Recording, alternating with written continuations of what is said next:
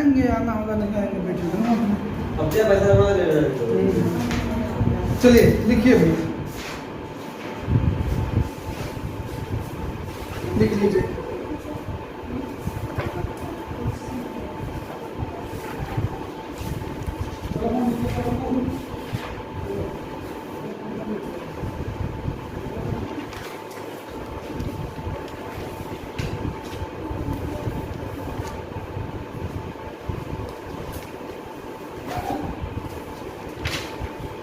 चालू करते हैं।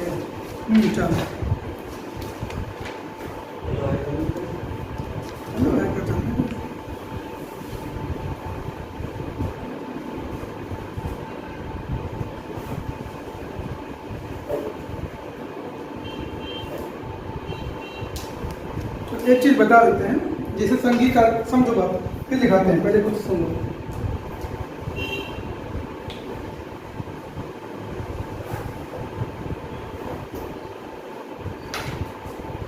ध्यान रखते भारत सरकार के 3 अंगों के विषय में तुमको पता होगा। एक होती विधायिका,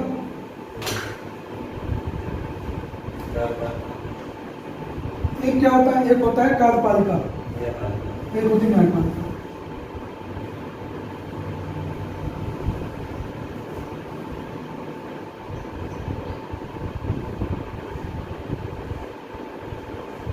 विधायिका में कौन कौन आते हैं? विधायिका में आते हैं, कहा जाए तो संसद हो गई, संसद की जो है सदन, लोकसभा,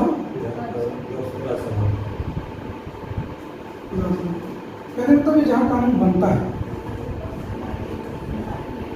जहाँ कानून बनाया जाता है, वही तो है विधायिका। इसमें राष्ट्रपति भी महत्वपूर्ण अंग है संसद की, ठीक है। लेकिन यहाँ पे जो सदन आते हैं, यहीं पे तो कानून बहस होती बनता है। यहाँ पे कार्यपालिका में कौन आता है?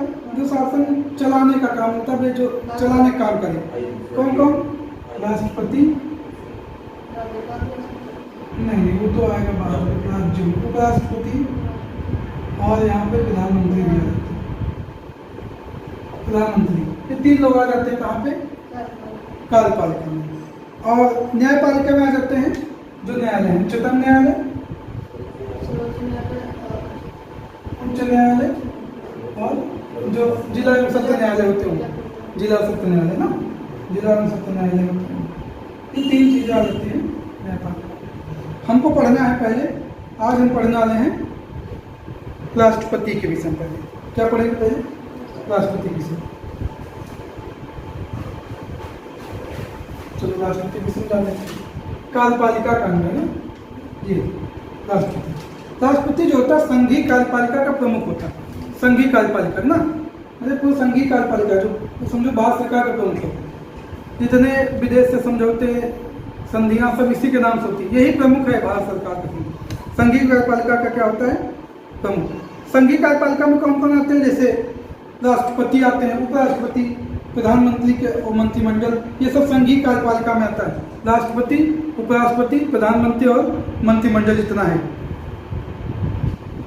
तो भारत में कैसी प्रणाली है? संसदीय शासन प्रणाली है। कैसी भारत में?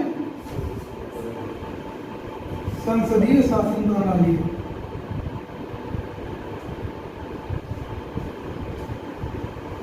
भारत में कैसी शासन प्रणाली है? संसदीय शासन प्रणाली है। इसीलिए जो राष्ट्रपति है कार्यपालिका का नाम मात्र का प्रमुख है। नाम मात्र का मतलब नाम के लिए है प्रमुख। वास्तविक जो है प्रमुख होता है प्रधानमंत्री, है ना। लेकिन जो संवैधानिक प्रमुख है यही, संविधान के अनुसार प्रमुख कौन है? राष्ट्रपति है। लेकिन जो वास्तविक शक्ति किसके हाथों में होती है? प्रधानमंत्री और उसके मंत्रिमंडल में होती है। वास्तविक शक्ति किसके पास होती है? प्रधानमंत्री और उसके मंत्रिमंडल में होती है। तो भारतीय संविधान का एक भाग है 5। कौन सा भाग है? 5। इसके विषय में संघीय कार्यपालिका के विषय में जानते हो। भाग 5 में अनुच्छेद 52 से 78 तक, भाग 5 अनुच्छेद 52 से 78 तक किसके विषय में? संघीय कार्यपालिका के विषय में। किसके विषय में?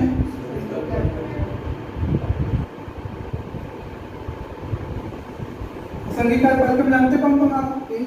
राष्ट्रपति, उपराष्ट्रपति, प्रधानमंत्री और मंत्रिमंडल। इनके विषय में पढ़ेंगे किसमें? भाग 5 में, संघीय कार्यपालिका के विषय में, भाग 5। उसमें सब पहले कौन है? राष्ट्रपति को पढ़ेंगे हम लोग। किसको पढ़ेंगे? राष्ट्रपति को पढ़ने वाले।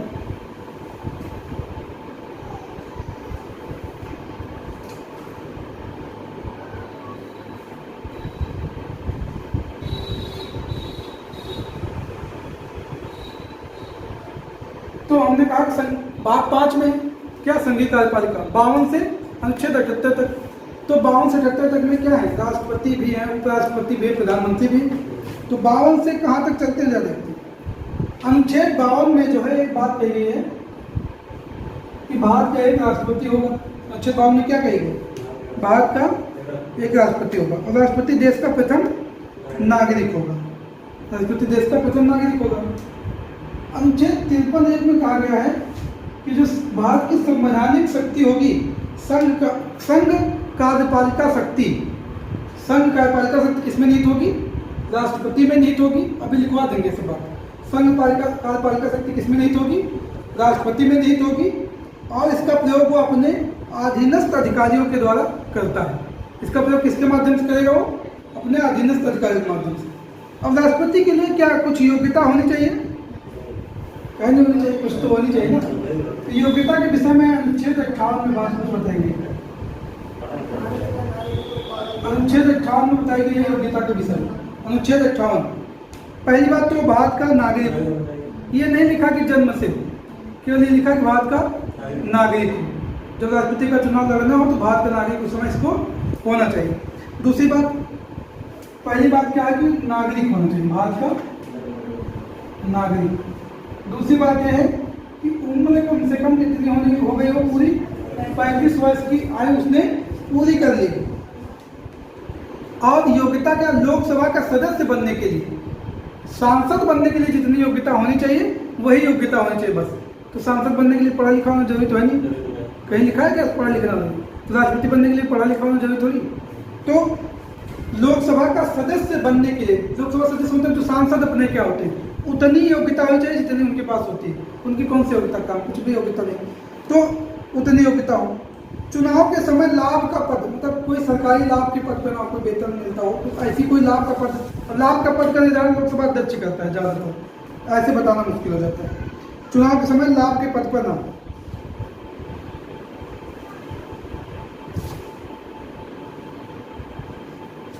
ये भी लिखा है कि राष्ट्रपति या उपराष्ट्रपति किसी राज्य के राज्यपाल, संघ और राज्य के मंत्रिमंडल के सदस्य का पद लाभ का पद नहीं है। मतलब राष्ट्रपति, उपराष्ट्रपति, राज्य के राज्यपाल और संघ और राज्य के मंत्रिपरिषद का सदस्य है तो ये लाभ का पद नहीं माना जाएगा। तो ये तो होगी योग्यता। अब निर्वाचन के लिए क्या है, निर्वाचन के विषय में बताया गया अनुच्छेद 54 में। कहाँ बताया गया है निर्वाचन विषय में, कहाँ बताया गया अनुच्छेद 54 में। पहले बता दिया गया योग्यता होगी तभी तो आगे निर्वाचन होगा, लेकिन अनुच्छेद बाद में है ना। निर्वाचन के विषय में बता के 54। निर्वाचन के लिए, निर्वाचन मतलब कैसे चुना जाएगा राष्ट्रपति। क्या हम लोग वोट देते हैं क्या राष्ट्रपति, सीधे नहीं होता, सीधे नहीं होता मतलब कैसे चुनाव कैसे होगा, अप्रत्यक्ष होगा। अगर सीधे नहीं हो तो क्या होगा, अप्रत्यक्ष चुनाव होगा।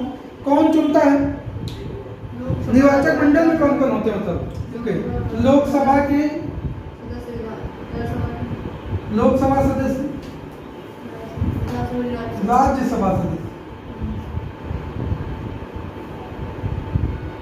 लोकसभा सदस्य और राज्यसभा सदस्य, और कौन होंगे, राज्य विधानसभाओं के निर्वाचित सदस्य, मतलब राज्य विधानसभा के सदस्य, राज्य विधान सभा और इन सबके निर्वाचित सदस्य शामिल होंगे। निर्वाचित मतलब जो जनता द्वारा चुन के सदस्य के वही वोट देंगे केवल राष्ट्रपति को। जैसे राज्यसभा में 12 सदस्यों को राष्ट्रपति मनोनीत करता है, वो वोटिंग नहीं करेंगे, है ना, वोटिंग नहीं करेंगे।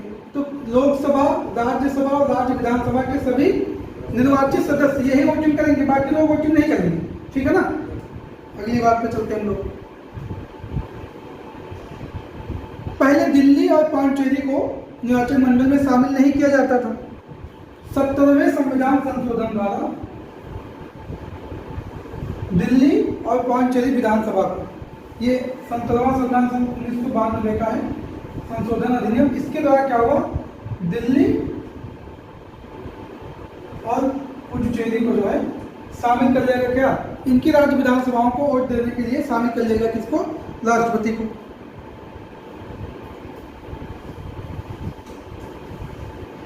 इतनी बातें आपको हो गई। अब राष्ट्रपति का अगर चुनाव हो रहा है तो नामांकन के लिए उम्मीदवार लगते हैं। कम से कम कितने उम्मीदवार होने चाहिए, 50 प्रस्तावक होने चाहिए और 50 अनुमोदक होने चाहिए। 50 प्रस्तावक होने चाहिए और 50 अनुमोदक होने चाहिए। राष्ट्रपति की कितने समय के लिए चुना जाता है? 5 साल के लिए। अगर चुनाव से संबंधित कोई विवाद हो जाए इनके, तो कौन निपटारा करेगा इनके विवाद में? Supreme court. सुप्रीम कोर्ट कहाँ है? दिल्ली में ना, एक ही है सुप्रीम कोर्ट भारत के लिए। बाकी अपने अपने राज्यों का सबका हाई कोर्ट होता है। हाई कोर्ट इस समय 25 ही है, मतलब कुछ राज्यों के हाई कोर्ट किसी दूसरे राज्यों में सुनवाई होती है। तो अगर कोई चुनाव संबंधित कोई विवाद हो जाए तो उच्चतम न्यायालय इसका निपटारा करेगा। 5 वर्ष के लिए चुना जाता है, लेकिन कभी कभी ज़्यादा भी हो सकता है। अगर उत्तराधिकारी देर में आ रहा तो मतलब सीट खाली नहीं रहेगी। अगर चुनाव देर से हो रहा है किसी कारणवश, तो जब तक चुनाव नहीं हो रहा तब तक बना रहेगा पद पे। का राष्ट्रपति का दोबारा चुने जाने के लिए योग्य होता है? जैसे अब की बार खड़े हैं वोट में, हम अगली बार फिर खड़े हो जाएं चुनाव के लिए, तो पुनर्निर्वाचन का पात्र है। अनुच्छेद 57 में कहा गया है कि राष्ट्रपति पुनर्निर्वाचन का पात्र होगा। ये नहीं कि तुम एक बार खड़े हो गए तुम्हारा काम खत्म, तुमको नहीं मिलेगा। ऐसा कुछ नहीं ना कि एक बार 5 चुके के साथ चलो जाओ, जैसे गांव के साथ बैठता के एक बार मिल गए चलो अभी दोबारा आगे खिला गए चलो बैठो, बाप अभी तो पहला दिन मिला नहीं। तो अनुच्छेद 57 में कहा गया पुनर्निर्वाचन का पात्र होगा राष्ट्रपति, दोबारा चुना जा सकता है, ऐसी कोई बाध्यता नहीं। अगर राष्ट्रपति को अपना त्यागपत्र देना और छुट्टी लेनी, मतलब सोच रहे नहीं करेंगे बहुत हो गया, अब मन नहीं है मेरा राष्ट्रपति बनने का, त्यागपत्र देते, किसको देंगे? उपराष्ट्रपति को देंगे। अब राष्ट्रपति बनने के बाद कसम खिलाई था, शपथ। ऐसे तो तुम जब संविधान की अनुसूचियां पढ़ते हो, कितनी अनुसूचियां हैं? 12। तो उसमें क्या है? प्रथम अनुसूची में संघाक्षेत्र, दूसरी का वेतन भत्ते हैं, विभिन्न पदाधिकारियों के वेतन भत्ते, तीसरी में शपथ और प्रतिज्ञा। मतलब ज्यादातर लोगों के लिए, लगभग सभी लोगों के लिए शपथ क्या लेनी है, प्रतिज्ञा क्या लेनी है, तीसरी अनुसूची में दिया गया है। लेकिन राष्ट्रपति के लिए शपथ अनुच्छेद में दिया गया है। राष्ट्रपति अनुच्छेद 60 के तहत शपथ लेता है। राष्ट्रपति अनुच्छेद 60 के तहत शपथ लेता है। तीसरी अनुसूची में इसकी शपथ नहीं दी गई है, 60 के तहत शपथ लेगा। शपथ दिलाएगा कौन? मुख्य न्यायाधीश, या मुख्य न्यायाधीश नहीं है तो जो सर्वोच्च न्यायालय का वरिष्ठतम न्यायाधीश होगा वो दिलाएगा। अगर नहीं है तो, है ना, मुख्य न्यायाधीश नहीं है तो पद एवं गोपनीयता की शपथ दिलाता है। अगर राष्ट्रपति को हटाना हो जबरदस्ती, मतलब कोई उस तरह का कृत्य कर दिया हो राष्ट्रपति ने, तब हटाना, उसको कहते हैं महाभियोग, है ना। अभियोग तो नॉर्मल लोगों पर लगाया था, अभियुक्त होता है, राष्ट्रपति उनके ऊपर महाभियोग लगता है। महाभियोग लगाने के लिए जो अनुच्छेद में शक्ति दी गई है संविधान में, अनुच्छेद 61 में महाभियोग के लिए कहा गया, अनुच्छेद 61 के अनुसार ही उस पर महाभियोग लगाया जाएगा। संविधान के अतिक्रमण के आधार पर लगाया जा सकता है महाभियोग। अनुच्छेद 60 में कहा गया है, 61 में, अगर इन्होंने संविधान का अतिक्रमण कर दिया, तो कोई ऐसा कांड कर दिया हो, कोई ऐसा उपयोग कर लिया, संविधान का अतिक्रमण हो गया हो, जहाँ संविधान की सीमाएं एकदम उल्लंघन हो गया हो, तो अतिक्रमण के आधार पर ही महाभियोग लगाया जा सकता है।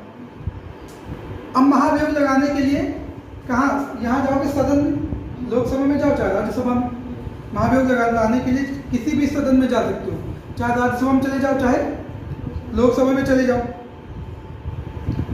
जिस सदन में भी जाना है, चाहे लोकसभा में जाना हो चाहे राज्यसभा में जाना हो, उसके 1/4 सदस्यों का हस्ताक्षर होना चाहिए कि महाभियोग ला रहे हैं, ठीक है, 1/4 सदस्य सहमत होने चाहिए कि हाँ ठीक ले आओ। और महाभियोग लाने से पहले 14 दिन पहले राष्ट्रपति महोदय को लिखित सूचना भी दो कि हम आपके ऊपर महाभियोग लाने जा रहे हैं।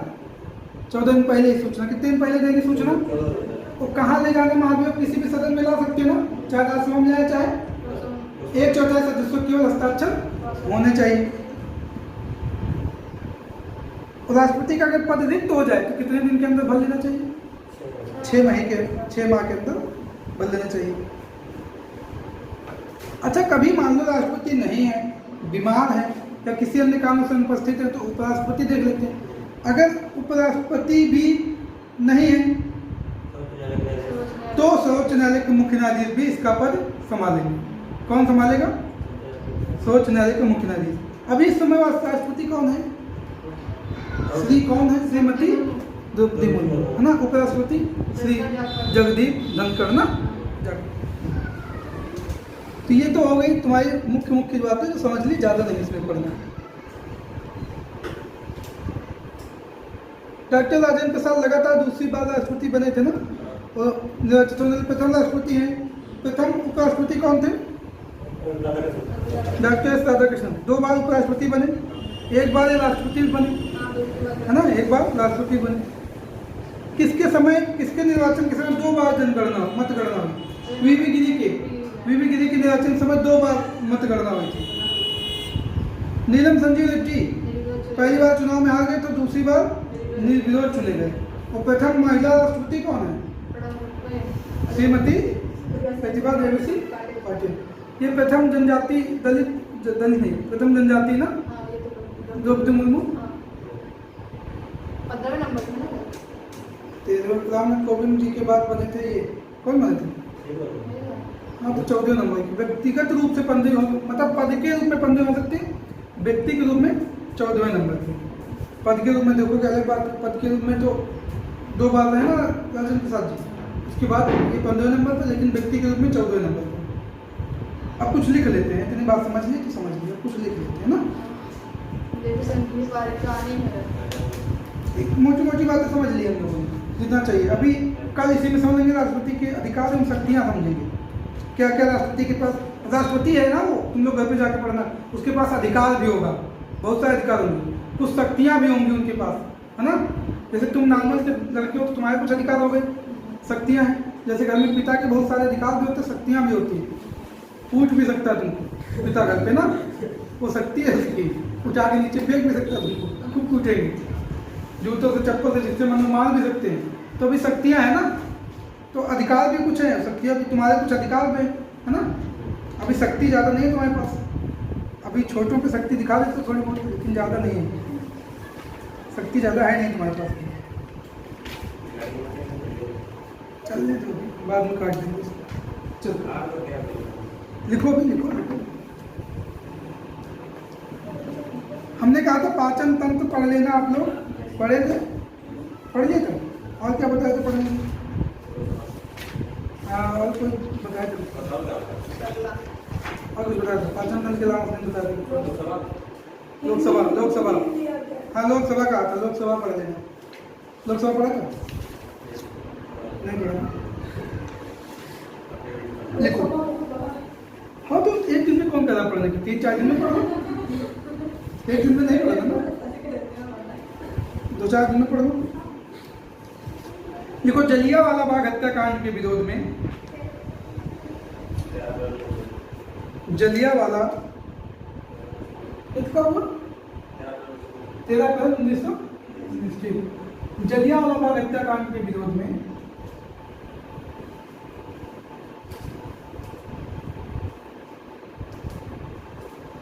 वायसराय की कार्यकारिणी परिषद की